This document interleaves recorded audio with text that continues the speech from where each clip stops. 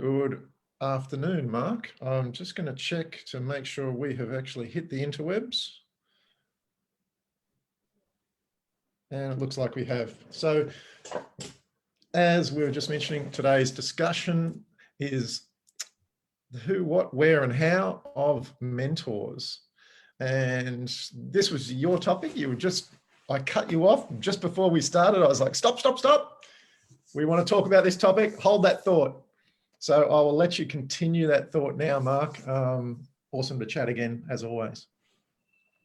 It's always great to be here. It's Monday afternoon for me, and it's always a great way to start the week off. That's great. So this business of mentoring and coaching and consulting, and it's such a broad topic, and seems of late. I've been at this business a long time, and I've been doing coaching and consulting for many years.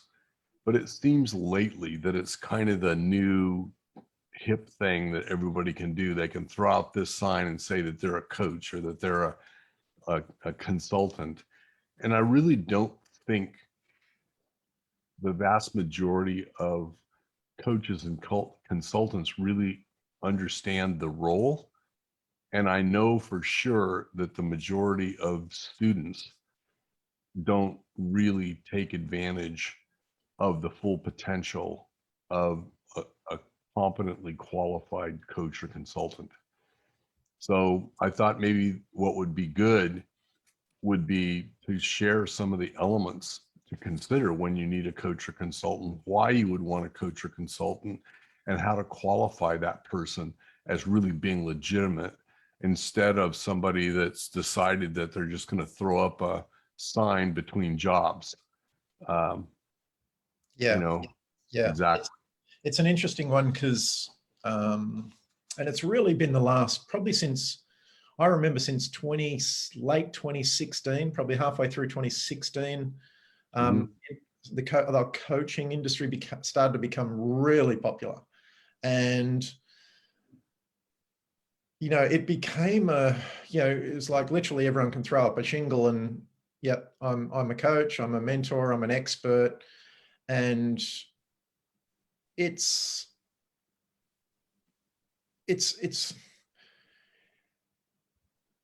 interesting from the perspective, like I've had mentors and I've hired mentors. I don't normally buy courses or programs. I normally go straight to the source, invest a lot of money and talk to the horse's mouth. So I've engaged in those high-end mentoring type relationships. And I've also been that mentor, with high dollar figure, agreements and that sort of thing in place. And it's interesting, what people expect and what they think they can get away with from the coaching to the mentor perspective. Like, this is something I wanted to bring up because it's important that in any kind of coaching or mentoring relationship that there is a level of understanding of what you're getting into and what you're reaching out for. If you're reaching out to a mentor, I know that in one of my first kind of mentoring relationships, I went into that quite green, but also aware that I was green, knowing that this person is the expert and I do need to take copious notes that, I need to pay attention to that person. It's not he's probably got a good idea, so I'll bounce ideas off him and I'll do and I'll think what I want to think anyway. If you're entering into a relationship like that where you're asking for someone else's experience and trust, you have to be willing to let go of your own ego. It's a big one. Like this is something, and I've brought it up on these calls before that most clients coming in with me don't enjoy the first 30 days, mainly because I'm making them change. I'm making them change, business practices, that sort of thing. I'm challenging them at the highest level. And you have to go into a relationship with a mentor or a coach or anything expecting that. I mean, that's why you're stepping forward. That's why you're putting your money forward, to have the cage rattled. And I think it's an important point that a lot of people overlook, or they don't want their cage rattled. But on the other end of the spectrum, it's like, that's a coach's job. And I don't think a lot of coaches are willing to do that at the highest level either, which is a downfall of, on both sides. So just one thing I wanted to bring up there, just to open the conversation. But what do you got for us, Mark? Well, a lot of things. So the difference, my definition, the difference between a consultant and a coach. A consultant is someone that solves specific problems. You hire them for one engagement and it's done and you're finished. Yep. Coach is a holistic approach. They realize that your growth is going to change. It's going to move between different areas, like the operational side of the business, the sales and marketing side of the business, the finance and organizational administrative side. All of those pieces have to work together to grow smoothly. And I was listening to an audiobook that just came out last year. I can't remember the name of the author, but he's a young guy. He's in his early 40s, young relatively speaking, by my comparison. Yeah, even in my terms. And the name of the book is called Think 5 Steps Ahead. And it uses the chess grandmaster philosophy of thinking 5 steps ahead in the game of business. Yep. And the author brings up a really good point that I hadn't considered, but it's absolutely the truth. He said there's 3 levels of expertise and authority in the world. If you were to go out and hire someone as an expert to assist you and guide you, the first level is the theoretical level. This is typically college professors, people that are in academia, working for a think tank, those kinds of things. They're more into the research aspect of it and the conceptualization of what's going on. The ideas that they bring forward may not have ever been commercialized. They may be just purely theoretical. Yep. The second type is experiential. And the best way I can describe this is, well, this guy, you really want to hire him because he worked with Steve Jobs, or he was Jeff Bezos' right-hand guy. They didn't run the business.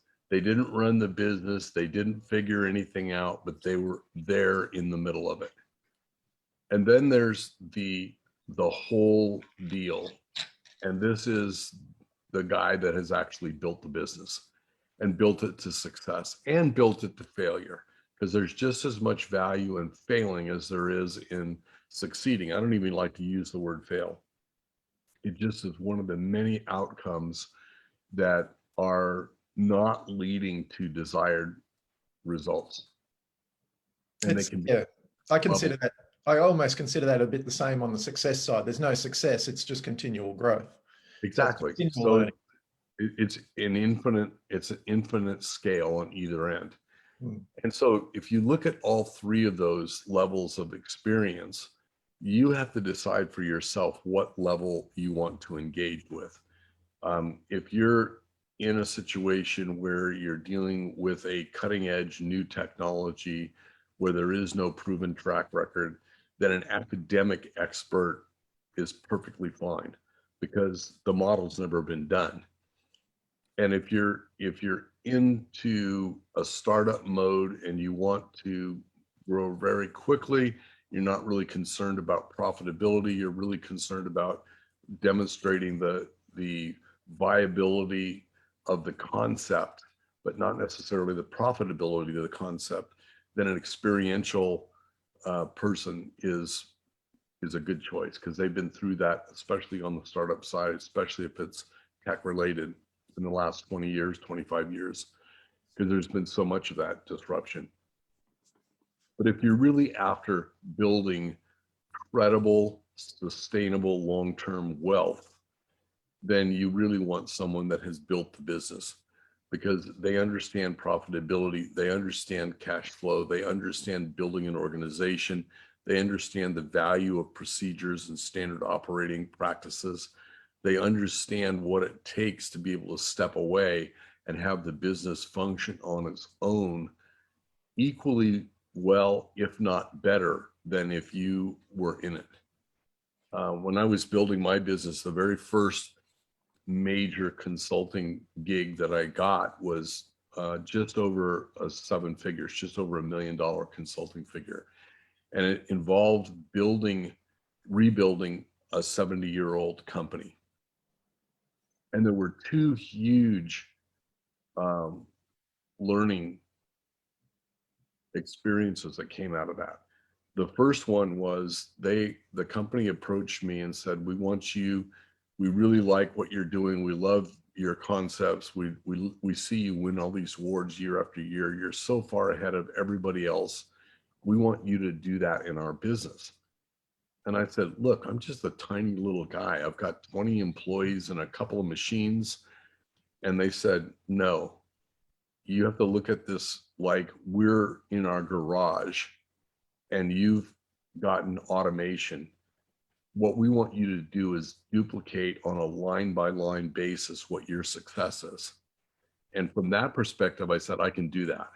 I'm not looking at 160 production lines. I'm only looking at one line at a time. And once I duplicate that line and refine that duplication process and stabilize that process, then it's just like knocking them down. After that, it's scalable, it can be duplicated. It's great. Yeah. So that was a huge observation, was the fact that this is scalable and it's duplicatable. The second thing was that I recognized that you don't have to be perfect. Theoretically, I was always about being perfect. I was always about maximizing the full potential of the process. And what I found is that the larger businesses are never perfect. There's always a huge degree of uncertainty and error, in the process. So you do have internal latitude from that standpoint. Tell me, I just want to deviate a little bit, Mark, because you mentioned consultants and coaches kind of being different people operating in different ways. Where do you see mentors sitting in that?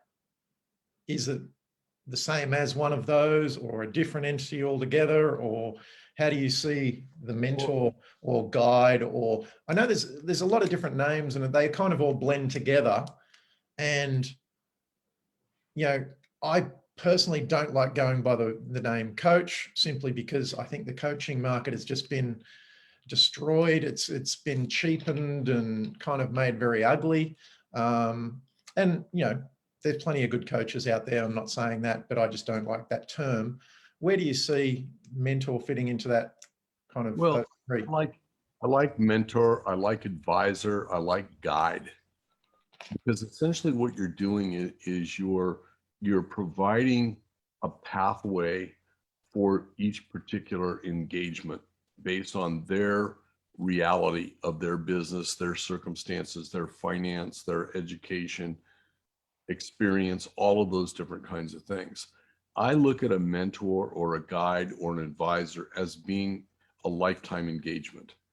And to me, we've mentioned this before, I'm sure, to me, there's only 4 reasons that we would ever stop doing business together. And cash flow is not one of them, right? Cash flow happens because it's not going up, you're growing too quickly, you're not paying attention, whatever it is. There's reasons for why cash flow is not happening. But the 4 reasons are: if I die, if they die, if they sell their business, or they reach a point at which they're no longer active in their business and they're treating it as a passive investment income coming to them. and then they're off doing something else. So those are the only four reasons that I would terminate a relationship. And it's also one of the main reasons why I'm so careful about who I engage with, because I look at this as a long-term investment. Yeah, 100%. And that's a huge point. And I think people going into these relationships need to stop looking at like a coaching or a mentoring, even a consulting, like really that, like, let's just talk mentors. That relationship should be a lifelong relationship.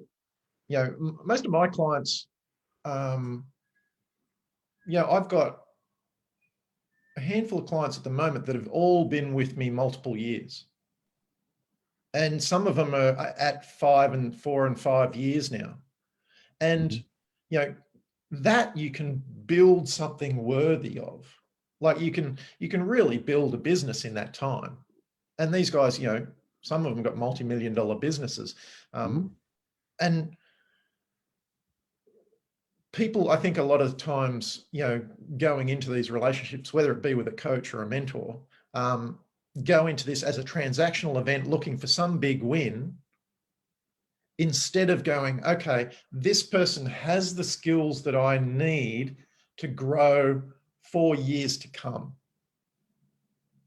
I think, a lot of people are very short-sighted in today's market with so many, shiny objects and distractions and so much information, really. One of the first things I coach my clients on is to remove all of that extra information. It's not because I want them listening to me specifically because I know everything. It's because you don't need all the extra information. You need to focus on what you need to focus on. Right. And, I think, people stepping into a mentoring relationship have to really do their homework.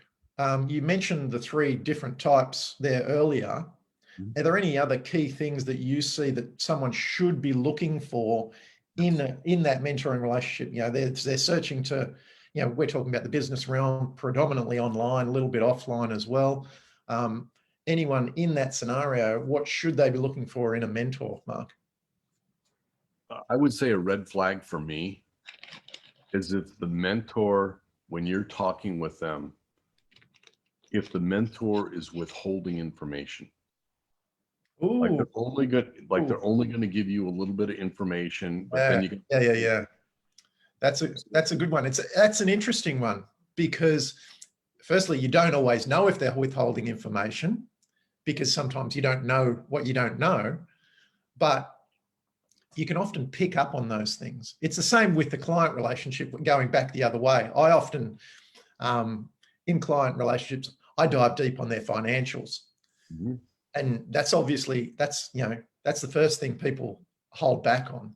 And that's where you need to be most transparent. But it's interesting looking at that the other way, as if the mentor holding back information. So here's what I've learned in having worked now with hundreds and hundreds of businesses over the last 30 years, 35 years, is that really successful businesses, really successful individuals are going to be successful with you or without you. The only difference is how long it's going to take them. Yep.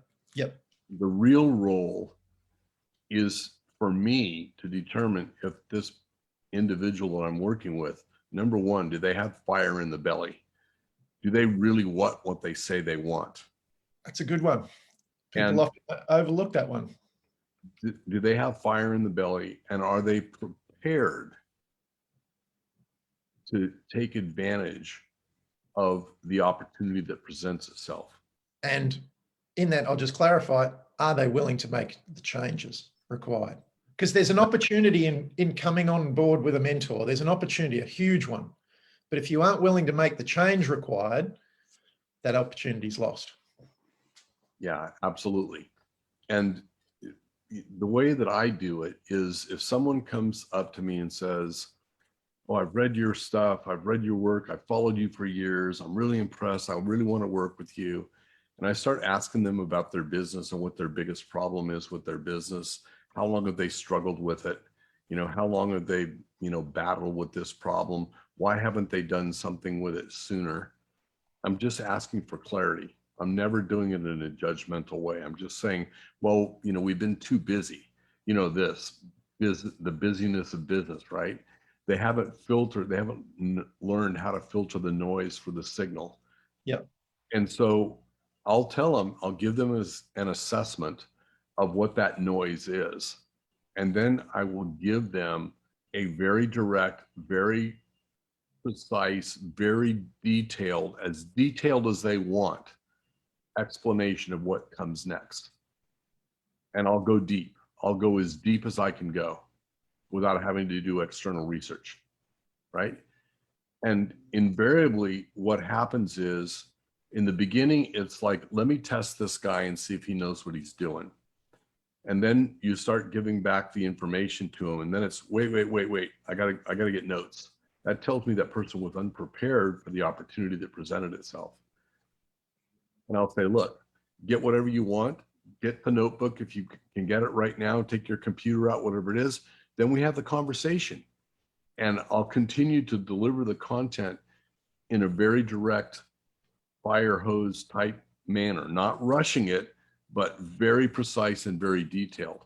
And the purpose for this is I want this individual to get a very clear picture of what's involved in being successful, the level of detail, the level of attention. And I know full well that their bandwidth, their capacity to absorb this information, filter it, comprehend it, and take notes on it is not possible. So by revealing it to them, what you're doing is you're revealing your expertise, your knowledge, your depth, and your scale. And at the end, I said, there's the pathway for you.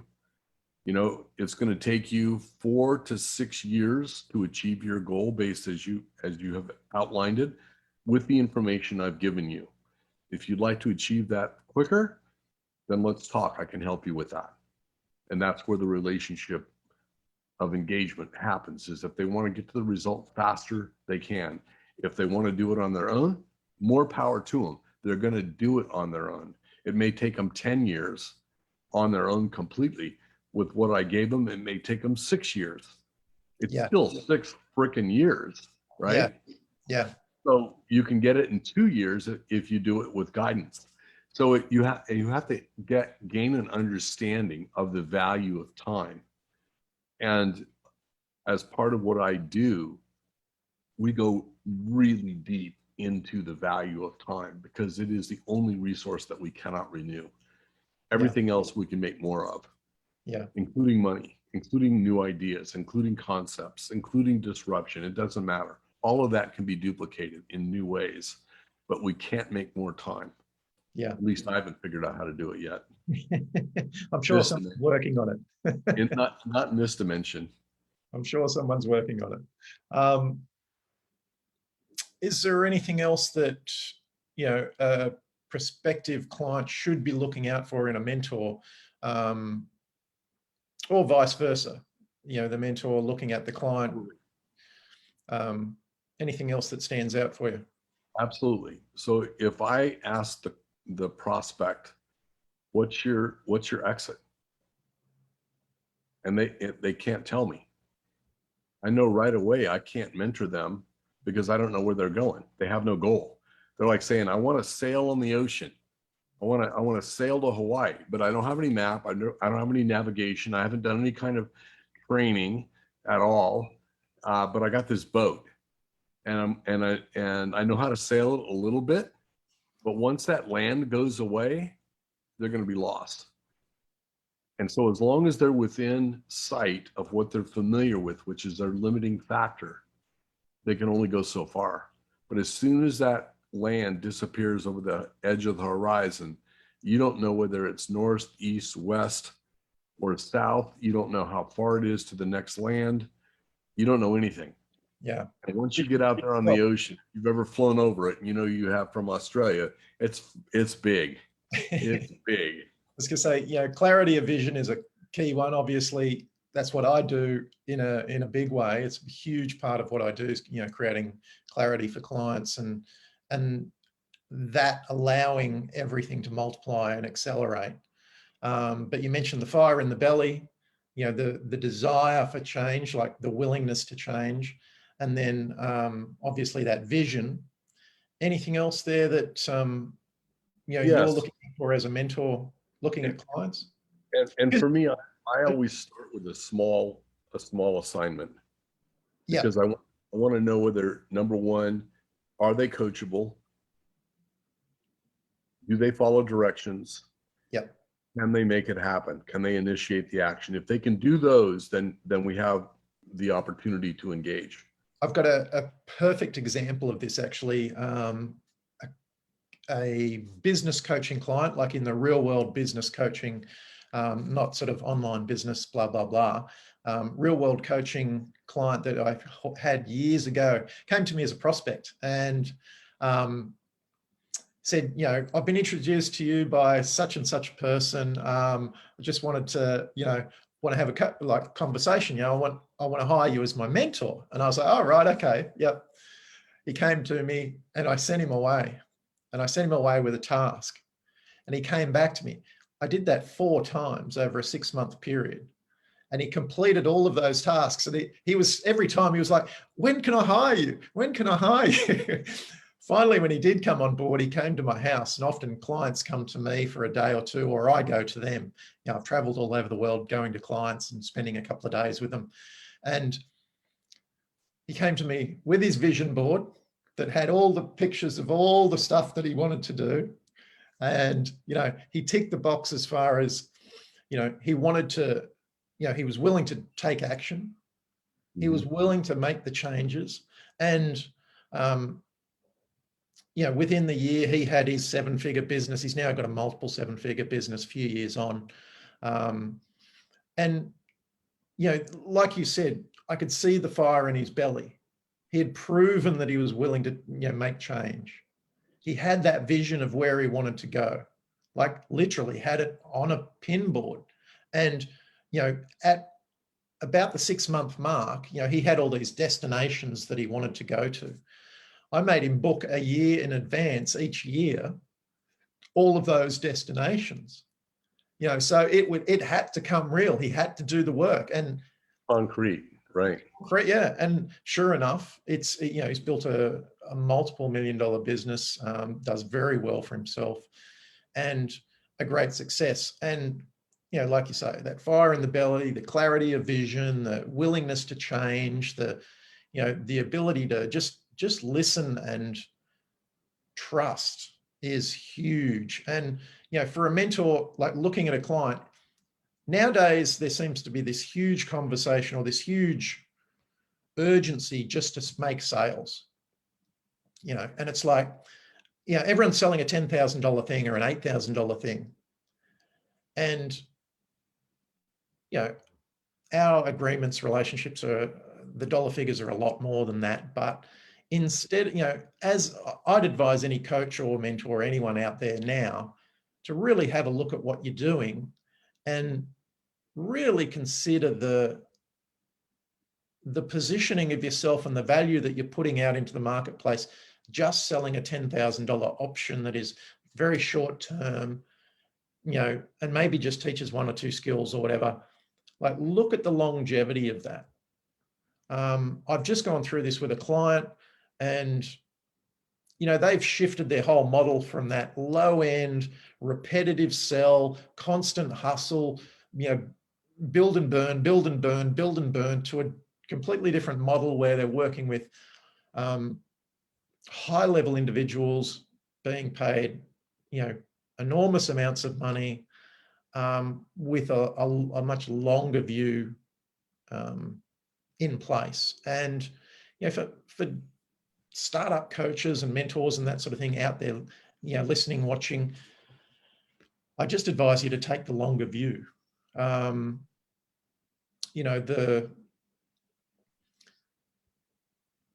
there are there are people selling, you know, VW, you know, well, not even VW, Hyundais out there, Kias, the low end cars, and there's a place for them. I get it. But there's also the people out there selling Ferraris and Bugattis and, you know, Maseratis, and there are people, you know, millions of people willing to buy those cars. So you've got to really think about where you sit in the marketplace. Are you Kia, Hyundai, or are you Ferrari, Maserati? There's a couple of things that triggers for me.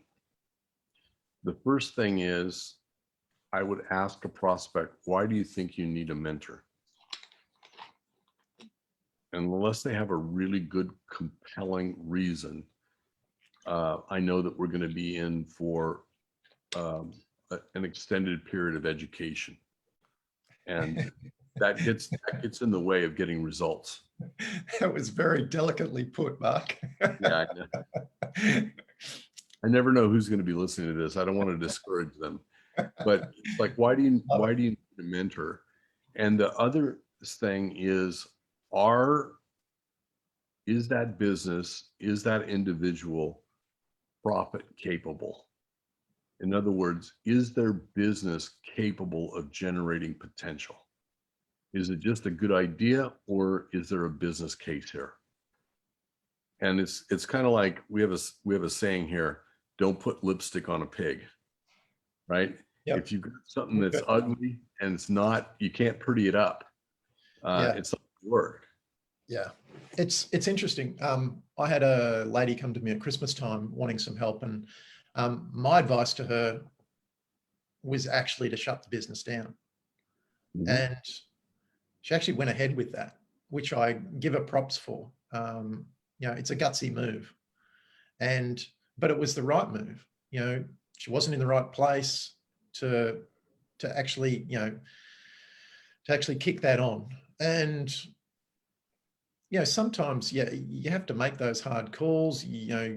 People have got to be willing to listen. It's the trust level has to be there. The mentoring kind of client relationship becomes a very personal one.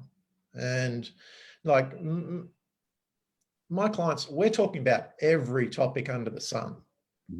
As you know, I've come from, long marketing background, long mentoring background, long coaching background, with the stuff I've done with, everyone from Navy SEALs to the warrior groups and all that sort of thing. Like, we're not just having conversations around business. We're having conversations around how family life and everything else around it, from your fitness and your health to your relationships with your kids and your neighbors, affects everything in business. So, that mentoring client relationship becomes very tight.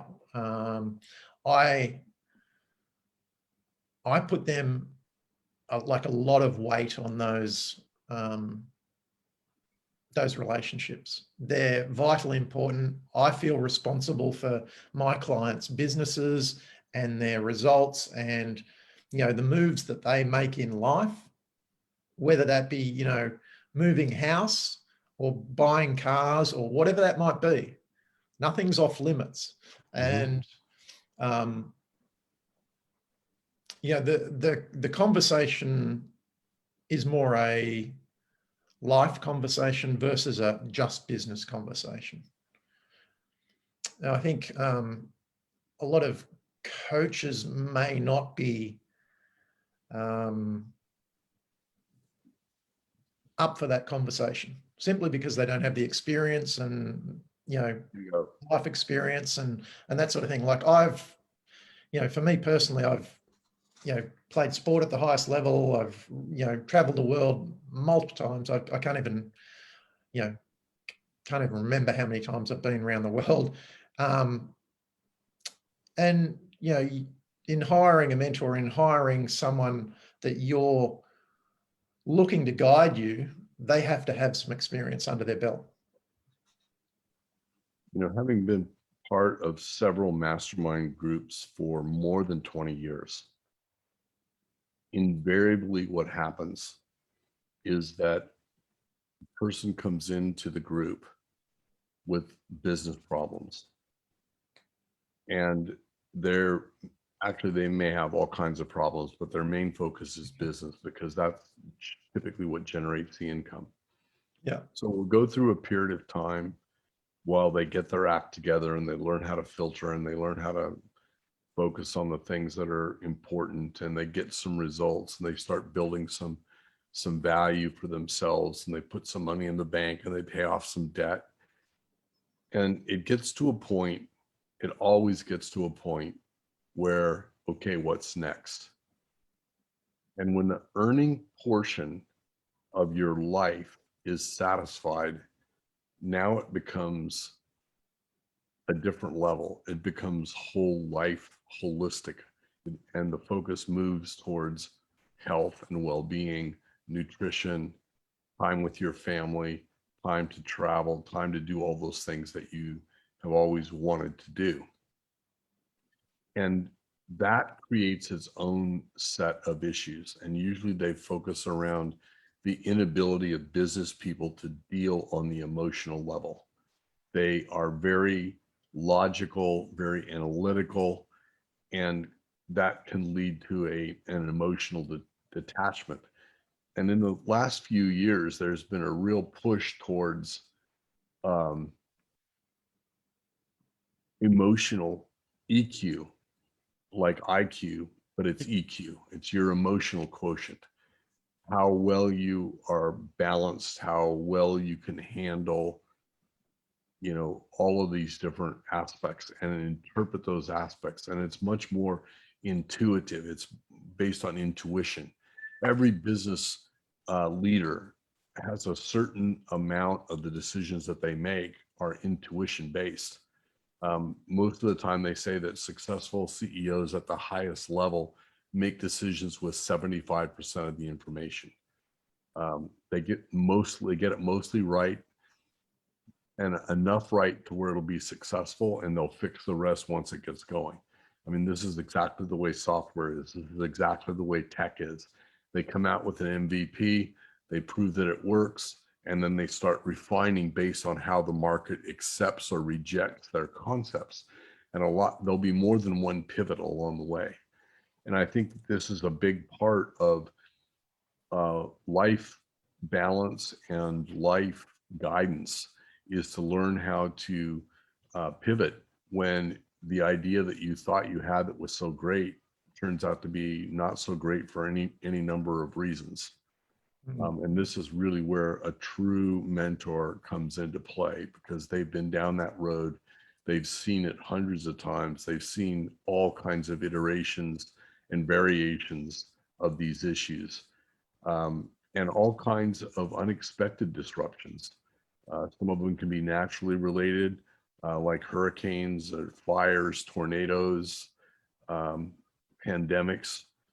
They could be induced by partners, embezzlement, Yep. theft, all of those kinds of things. They all impact the business, and you need to be prepared for that. And a coach and a mentor will also help you assess those unseen or sleeping latent risk that's involved. Yeah, that's an important point, because it's not, and I've said this before in our conversations, success is a process, and it's a mechanical process. There are processes and systems and things you need to put in place. Mm-hmm. But it is the emotional side that allows that to happen. Mm-hmm. It's the emotional side that allows us to just make the changes, I've said before that, my guys have full access to me. If I'm awake, they have access to me, and we challenge the little things that stop that progress. And a lot of that is emotional. Yeah, some of it is marketing, some of it is systems and automation, all that sort of stuff. But probably I would say close to 90% of what I do is more so on the emotional side, and overcoming those little hurdles, those little blockages, those little stops. Now, I don't call myself a mindset coach or anything near that. But being able to speak from experience on many different topics, or relate one topic to another through, direct example, allows clients to step forward. And that is the key thing across the board that I've seen. If your mentor or coaching relationship doesn't help you step forward through those blockages, it's the wrong one and you need to get out. Full stop. Like someone in that mentoring, coaching relationship, whatever it might be, that, client, mentor, if that relationship isn't helping you step forward and make change and progress, Mm-hmm. it's it's an educational conversation, like you said earlier, that is really not worth being in, to be honest. We can learn from Google anything we need to know. We don't need to, within reason. But Used to be, I had a lot more faith in what was out there. But recently what is showing up on Wikipedia and what's showing up in Google, I'm feeling like it's being gamed more and more.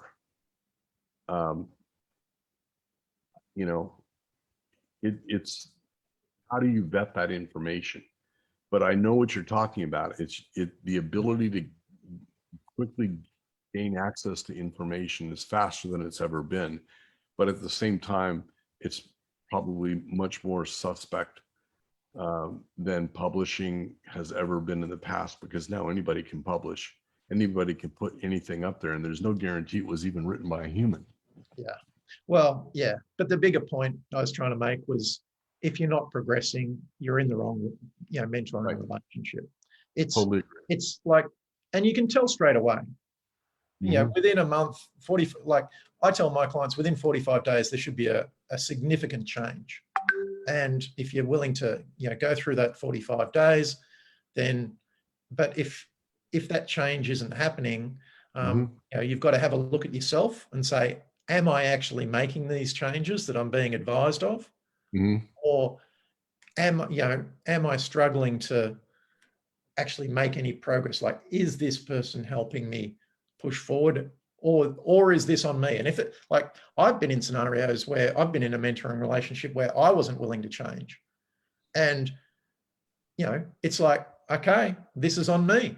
You've got to cop it on the chin and wear it, and pay the price and walk away. Which I've done in the past. And the thing with that is, when we talk about mentoring relationships, from the client perspective, you have to be ready. They say the teacher appears when you're ready, but that's not always the case. Yeah. And I think one of the things, if you've ever been in a formal teaching environment, like teaching in a school or a college or university, which I have done, they have these things called expected learning outcomes. And any course that you design, anything that you're dealing with, the first thing you do is establish the ESLRs, the expected learning outcomes. And then you develop your course around those learning outcomes, essentially building on new information, foundational information, and then, moving up through that. I think this is one of the things that I know the vast majority of coaches and consultants out there have never had any experience around the formal process of learning, right? Course design, it's called pedagogy, right? So the pedagogy of anything is the science of teaching. The way you've got a good mentor is they can teach you what they know. If they can't teach you what they know, they haven't refined it in their own mind enough to make it transferable. And that's really what you're after is, I want to know what the learning outcome here is. And I'm going to tell my client, this is what the expected learning outcome is from this course of design. And does that match up with what you're looking to learn? And if not, what's missing, so that we can include that into the learning outcome. Yep. Yeah, it's not important. trivial. No, no, definitely not. Okay, we probably wrap up soon, but I just wanted to recap on a few things. Sure. You know, as you mentioned earlier, 3 different types of kind of coaching or, coach, consultant and mentor relationships. And people have to be aware of what they're after for a start, and then be aware of if that coach, consultant or mentor has the skills to deliver that. From the mentoring side, you were talking about, being able to identify in your clients the fire in the belly, the willingness to change, the vision, those sorts of things. Is there any parting words you want to give advice to on either side, be that the client or the mentoring side, on what people should be looking for? As I said, the mentor looking for the client or the client looking for the mentor. Is there anything else you want to finish up on? I'll let you wrap it up. Yeah, I can go back to a really famous line of one of our mentors, and that's Kevin Nations. And Kevin said, you are the place you are in your life and in your business right now, no matter how good or how bad it is exactly what you deserve. That's a tough one. It is a hard one. It's a hard one to say because it's so easy to blame the circumstance, blame anything but yourself. I remember when I first heard that, he was actually talking about money, like you're getting paid exactly what you deserve. And I remember looking around the room and just seeing the shock on people's faces. And, even feeling it for myself, going, okay, that's a harsh comment, but it's a fair comment. And you have to be able to, take that sort of feedback. And I think that's probably actually a good way to end is, in either way, clients, mentors, you have to be able to open yourself to take feedback. If you're entering into that relationship, you have to be, having an awareness and a willingness to listen and to act on what's being said. Any final words, Mark?